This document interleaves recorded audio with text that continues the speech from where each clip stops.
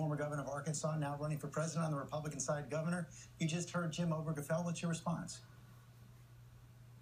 You know, I'm deeply moved by his comments, and I understand his personal passions. But I would warn people that what we have seen this week is something that changes not so much the product, but the process of how we govern. We've always been a nation of law. We're now a nation of men. What happened this week, is so brilliantly pointed out by Justice Scalia, is that this was not done through the legislative process. This was done through a court edict of 5 unelected lawyers, a part of a committee who decided that they knew better than the legislators who actually get to make law, that they know better than the people who voted in over 30 states to affirm traditional marriage. And George, this case wasn't so much about a matter of marriage equality. It was marriage redefinition. And I think people have to say, if you're going to have a new celebration that we're not going to discriminate, may I ask, are we going to now discriminate against people of conscience, people of faith, who may disagree with this ruling? Are they going to be forced either out of business, like the florists, the caterers, the photographers, like the CEO of Mozilla, who was run out of his job because of a personal contribution to support a proposition in California that actually won on the ballot? Are we going to trade one level of what's called discrimination for a new level of discrimination against people of faith? So what exactly are you calling on people to do right now? You say resist and reject this judicial tyranny. Spell out exactly what that means. George, judicial tyranny is when we believe that the courts have a right to bypass the process of law. And we've really seen it this week in 2 cases.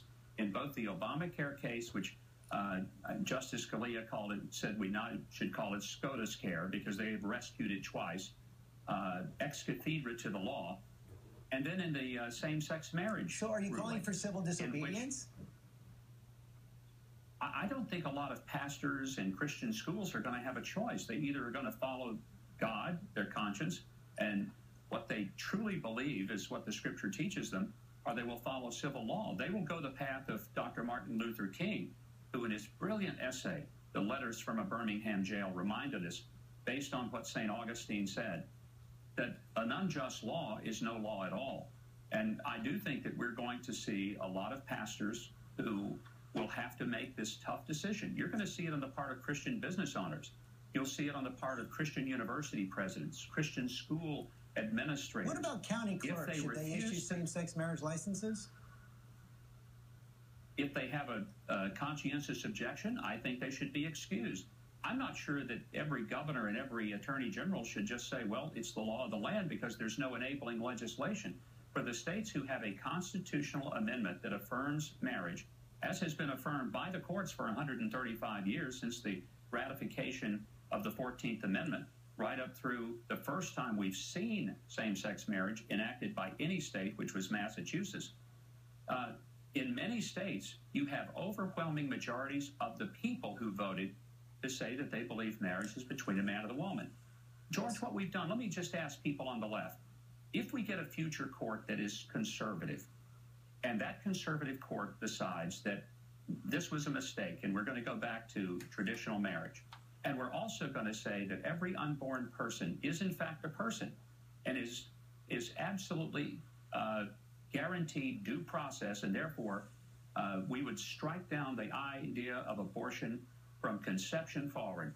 Is the left going to be okay to let the Supreme Court make that decision? Let me ask you this. Because based on the response this week, I think they have to say, yes, that's fine. When 5 lawyers on the Supreme Court make that decision, we're okay with it. So you're president today. Let's assume that for a second. Would you refuse to enforce this decision?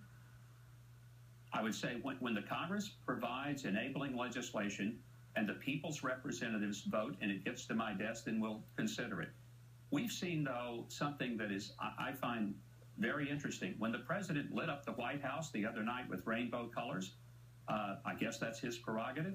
If I become president, I just want to remind people that please don't complain if I were to put a nativity scene out during Christmas and say, you know, if it's my house, I get to do with it what I wish, despite what other people around the country may feel about it. Let me talk about the other big issue of the week coming out of those killings in a church in South Carolina. We've seen a cascade of states and businesses across the country take down the Confederate flag, refuse to sell the image of the Confederate flag. What's your reaction to that? I think South Carolina made a proper decision, and the governor is to be commended for her leadership. She and Tim Scott and Lindsey Graham stepped up and said, if this is hurting people, if this is an offense, it's not worth it to be so divisive. And I think it's important to note, and I know this will cause a lot of angst, but it was Republicans who stepped up and made this happen. And let me give tribute to David Beasley, the Republican governor who back in the mid-90s also attempted to do this and essentially lost his re-election because of it. And so when people talk about that Republicans don't care about race, I find that incredibly not only offensive, but George, I find it just wrong-headed. But actually, you said when President in so Obama... many cases, whether it was Eisenhower or others, it was Republicans who were at the forefront of bringing civil rights. You said when President Obama got elected that the GOP has done a pathetic job of reaching out to people of color. Do you think that's changing now? You just pointed out some examples of where it may be. And what did you make of President Obama's eulogy in South Carolina? Well, I think so much of it was brilliant. And by the way, he has a wonderful voice. So post-presidential, I see a recording contract in his future. You know, there were times when I think he strayed into more of a political agenda rather than a true eulogy. I've presided at a lot of funerals 30 years ago and before, and I never used it as an occasion to do anything other than to focus on the person and the qualities of that person who was deceased and not to make it a time of cause. Governor Mike Huckabee, thanks for joining us this morning.